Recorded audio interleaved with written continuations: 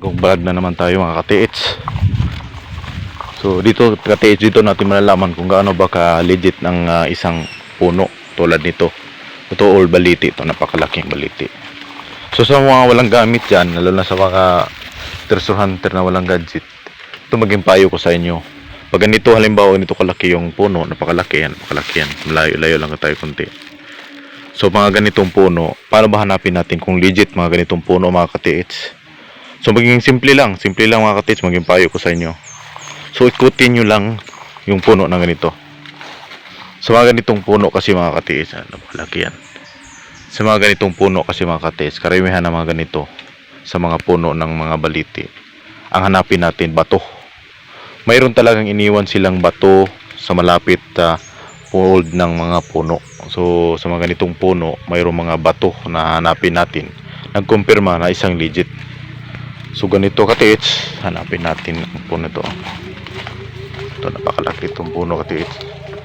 Sobrang laki po nito. Umakyat na yung sa Bisaya gamot, root niya sa taas. So mayroon pang tiki dyan, napakalaking tiki yan, tiki yan. Mayroon siyang tiki, napakalaking tiki. Mayroon siyang mga anak. Mayroon pala siyang mga anak na tiki. Nakatingin siya sa atin. So ayan lang natin siya.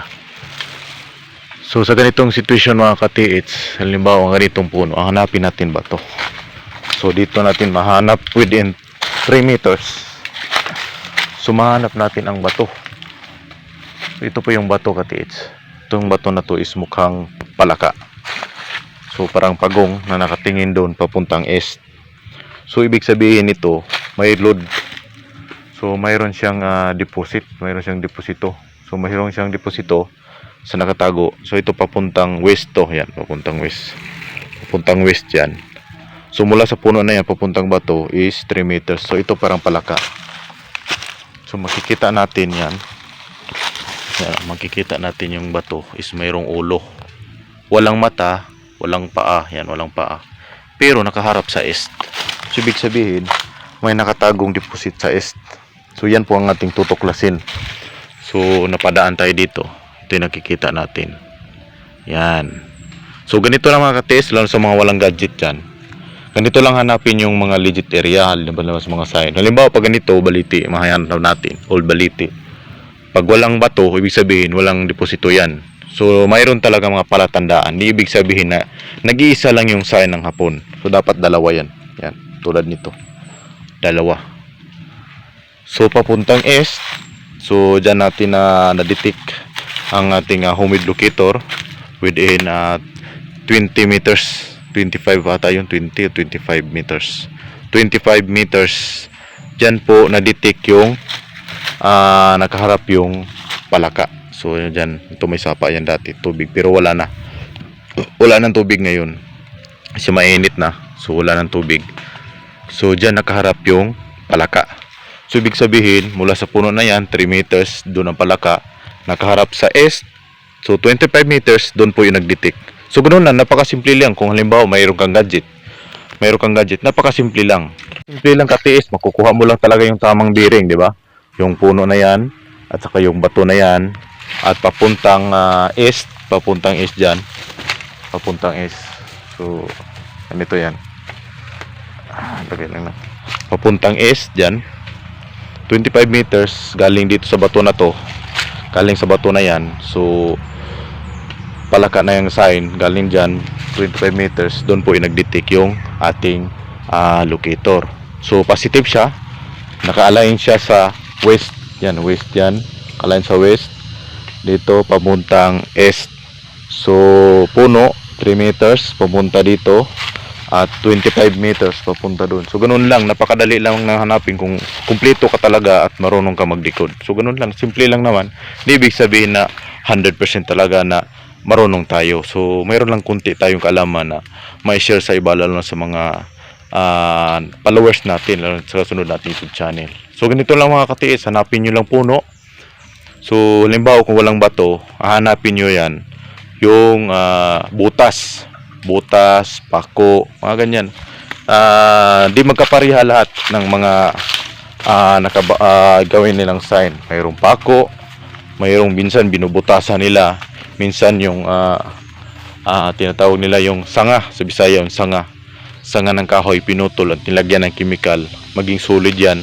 Minsan nilalagyan nila ng gibawis yan, pero sa mga ganito baliti, hindi yan pinuputol, nilalagyan na yan ng bato. Minsan mayroong mga kable yan, nilalagay nila, tinali, tapos yung dulo nakaturo kung saan doon mo puntahan yung area. So kung halimbawa mayroon kang gamit, napakadali lang nan. So puntahan mo lang yung area na tinuturo, doon mo lang i-detect. So galing doon, bato na yan, puno, dito po siya nag-detect yan. So 25 meters ang distansya mula sa batong palaka na yan. So walang ulo, walang paa, mayroong ulo, at para siyang nakaupo na nakaharap dito sa 25 meters distansya. So ganun lang mga ka-TH. So kung mayroon kang gamit, di naman ibig sabihin mahirapan ka pa kasi nahanap mo yung legit. So halimbawa ang ganyan, kung walang bato, wala ka makitang bato, tapos pagtingin ng baliti, huwag mo nang ilagay na positive yan kasi wala namang palatandaan na makikita mo na maging legit talaga siya sa area mo. Hanapin mo lang yung maging legit, lang. Napaka-importante yung hinahanap natin, yung maging legit, hindi yung maging yung parang alanganin. Kasi pag maalanganin tayo sa site, alanganin yung hukay natin. So ganun lang kasimple mga ka-TH. So sa mga ka-TH natin dyan na nahirapan, lalo na sa mga di ko customer, pwede kayo mag-send ng sign sa akin at ipakita nyo para makilatis natin. At least naman matulungan ko kayo sa kilatis. Pero hindi ako nagbabasa ng mga HTM ha. Halimbawa yung isin nyo sa akin yung mga hukay, hindi po ako nagbabasa sa mga hukay. So binibase ko lang yan sa mga customer ko. Yung customer ko lang ang binabasahan ko sa mga HTM sa ilalim ng hukay. So pagdating sa sign, surface sign, yan babasahin ko, kilatisin ko, at least na hindi naman sayang yung pagod mo. So ikaw na bahala dyan sa distansya sa saan mag-detect yung gamit mo. Kung wala kang gamit, mahirapan ka talaga. So napaganda kung mayroon kang gamit. Yan mag-ibigay kong payo ko sa inyo, lalo sa ating mga ka-TH dyan, diba? So hanapin mo lang yung legit. Kasi yung mga hapon kasi naglalagay yan ng isang deposito. Gawas lang siguro kung madali yan.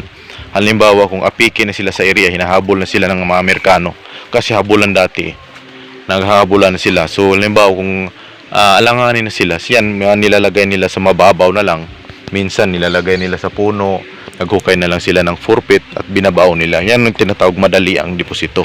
So madali ang binaon lang yan. So ganun lang mga ka-TH, napakasimple lang. Sa ating mga ka-TH dyan na nanood ng YouTube channel, so huwag kalimutan mag-subscribe at pindutin yung notification bell para lagi kayong updated sa ating mga video. So ganun lang mga ka-TH. So ulitin ko sa mga baguhan na nanood ng YouTube channel, subscribe lang kayo sa baba para lagi kayong updated sa ating video. Maturuan ko kayo, lalo na sa mga nahirapan sa mga sign nila. So hanggang kilatis lang po ako, lagi kong inuulit yan. Lagi kong sinasabi sa ating mga ka-TH, hanggang kilatis lang po ako sa mga sign na di ko pa customer. Mas importante sa akin yung unang naniwala ng mga customer ko, dahil sila po yung unang naniwala. So sa mga ating mga haters dyan, shout out po kung saan na po sila lupalop ng mundo, lalo sa mga nakakuha na. So napakagandang buhay, napakagandang isipin yung ating mga ka-TH na nakatulong tayo. So, di man lahat, pero parating na yung iba. Lahat tayo pupunta dyan, basta magsipag lang tayo. Maniwala tayo sa sarili. Sarili na nga natin, di natin paniwalaan. Di ba? Imagine mo, sarili mo, di mo kayang paniwalaan. So ganun lang ka-TH, maraming salamat at God bless po sa inyo. Ito po si Mindanao Hunter Sign.